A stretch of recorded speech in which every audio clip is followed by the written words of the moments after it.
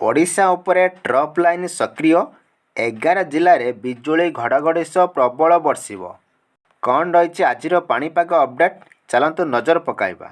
ବର୍ତ୍ତମାନ ଓଡ଼ିଶା ଉପରେ ଏକ ଟ୍ରପ୍ ଲାଇନ୍ ସକ୍ରିୟ ରହିଛି, ଯାହାର ପ୍ରଭାବରେ ଆସନ୍ତା 24 ଘଣ୍ଟା ଯାଏଁ ରାଜ୍ୟରେ କାଳବୈଶାଖୀ ବର୍ଷା। 11 ଜିଲ୍ଲାକୁ ପ୍ରବଳ ବର୍ଷା ସହ ବିଜୁଳି ଘଡ଼ଘଡ଼ି ସହ 30ରୁ 40 କିଲୋମିଟର ବେଗରେ ପବନ ବହିବାର ସମ୍ଭାବନା ନେଇ ଜାରି ହୋଇଛି ୟେଲୋ ଆଲର୍ଟ।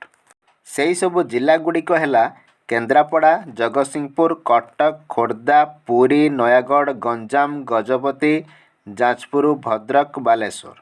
ସେପଟେ ଆଜି ଏହାର ପ୍ରଭାବ ଓଡ଼ିଶା ଉପରେ ନାହିଁ। ଉପରମୁହାଁ ହେବ ପାରଦ।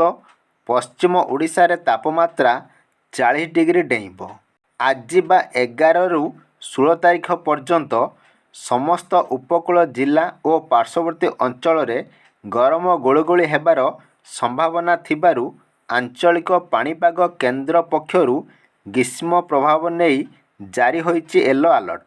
ସେହିସବୁ ଜିଲ୍ଲାଗୁଡ଼ିକ ହେଲା ବାଲେଶ୍ୱର, ଭଦ୍ରକ, ଯାଜପୁର, କେନ୍ଦ୍ରାପଡ଼ା, କଟକ, ଜଗତସିଂହପୁର, ଖୋର୍ଦ୍ଧା, ପୁରୀ, ନୟାଗଡ଼, ଗଞ୍ଜାମ, ଗଜପତି।